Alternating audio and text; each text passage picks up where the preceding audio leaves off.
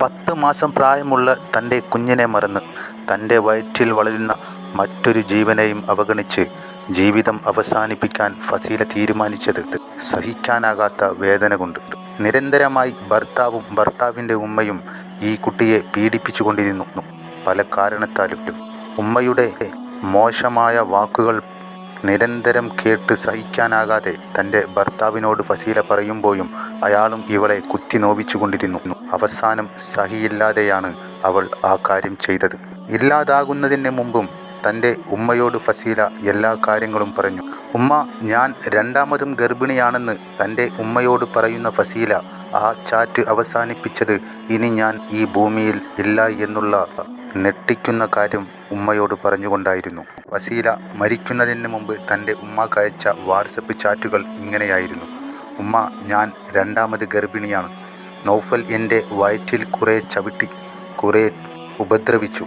അപ്പോൾ എനിക്ക് വേദനിച്ചപ്പോൾ ഞാൻ നൗഫലിൻ്റെ കഴുത്തിന് പിടിച്ചു. നൗഫൽ നുണ പറഞ്ഞു. ഇവിടുത്തെ ഉമ്മയും എന്നെ പീഡിപ്പിച്ചു, തെറി വിളിച്ചു. ഉമ്മ, ഞാൻ മരിക്കുകയാണ്. എന്നെ അല്ലെങ്കിൽ ഇവർ കൊല്ലും. അസ്സലാമു അലൈക്കും. എൻ്റെ കൈ നൗഫൽ പൊട്ടിച്ചു. എന്നെ പോസ്റ്റ്മോർട്ടം ചെയ്യരുതിട്ടാ, ഇത് എൻ്റെ അപേക്ഷയാണ്. എങ്ങനെയായിരിക്കും ആ മാതാവ് ഈ ചാറ്റ് കണ്ടതും അതിനുശേഷം അവരുടെ മാനസികാവസ്ഥയും? 2 വർഷത്തോളമായിട്ടുള്ളൂ ഫസീലയും നൗഫലും തമ്മിലുള്ള വിവാഹം കഴിഞ്ഞിട്ട്. ഇവർക്ക് 10 മാസം പ്രായമുള്ള ഒരു കുഞ്ഞുണ്ടാകുകയും അതിനുശേഷം വീണ്ടും 2 മാസം ഗർഭിണിയായ ഫസീല ഗർഭിണിയായതിനെ ചൊല്ലിയുള്ള തർക്കമാണ് ഫസീലയെ ദേഹോപദ്രവം ഏൽപ്പിക്കുവാനും അനാവശ്യങ്ങൾ പറയുവാനും ഇവർക്ക് കാരണമായത്.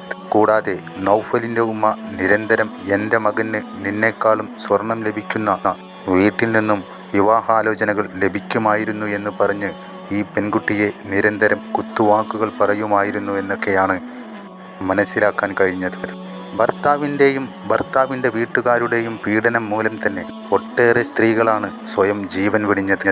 നിരന്തരമായി ഇത്തരം കേസുകൾ ഉണ്ടാകുന്നതിലൂടെ ഭർത്താവും ഭർത്താവിൻ്റെ വീട്ടുകാരും നിയമക്കുരുക്കിൽ കുടുങ്ങുന്നത് കണ്ടിട്ടും ഇവർക്കാർക്കും ഇപ്പോഴും ഒരു ബോധവും വരുന്നില്ലല്ലോ എന്ന് ആലോചിക്കുമ്പോൾ വലിയ സങ്കടം തന്നെ അത് ഉണ്ടാക്കുന്നു.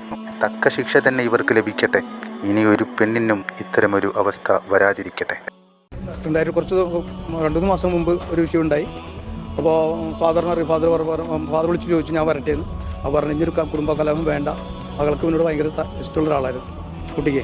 അപ്പോൾ അതുകൊണ്ട് അത് കൂടെ വന്ന് ഇനി വിഷയം നിങ്ങളെ ഭാഗത്ത് പിന്നെ ഉണ്ടാവണ്ട എന്ന് ആ കുട്ടി പറഞ്ഞു. മോള് പറഞ്ഞിട്ടുണ്ടായിട്ട് ഫാദർ പറഞ്ഞു. അതുകൊണ്ട് പോയില്ല. അങ്ങനെ അത് എന്തു പറഞ്ഞിട്ടായിരുന്നു ഈ പീഡനം? അതിനെപ്പറ്റി നമ്മൾ അറിഞ്ഞിട്ടില്ല. എന്താണ് സംഭവം എന്നുള്ളത് അറിയില്ല. മാറി ഈ കുട്ടി എന്തെങ്കിലും പറഞ്ഞു?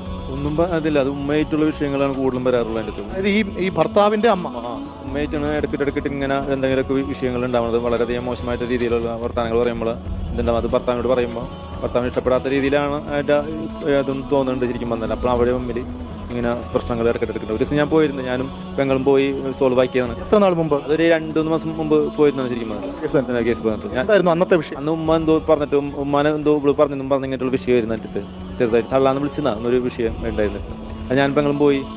അപ്പം അങ്ങനെ വിളിച്ചിട്ടില്ല അവൾ എന്നിട്ടുള്ളൂ. അപ്പം അങ്ങനെ പറഞ്ഞപ്പോൾ അവൾ ഒരു ഇതായിട്ട് ദേഷ്യമായിട്ട് എന്തോ സംസാരിച്ചപ്പോൾ ഭയങ്കര വിഷമമായി. അപ്പം ഞങ്ങൾ പോയി സോൾവ് ചെയ്താണ് അതൊക്കെ. അത് കുഴപ്പമൊന്നുമില്ല. മോളെപ്പോലെ തന്നെയാണ് എനിക്ക് അവൾ മോൾ എന്നൊക്കെ പറഞ്ഞിട്ടുള്ള ഒരു ഇതുണ്ടായി. അമ്മയമ്മ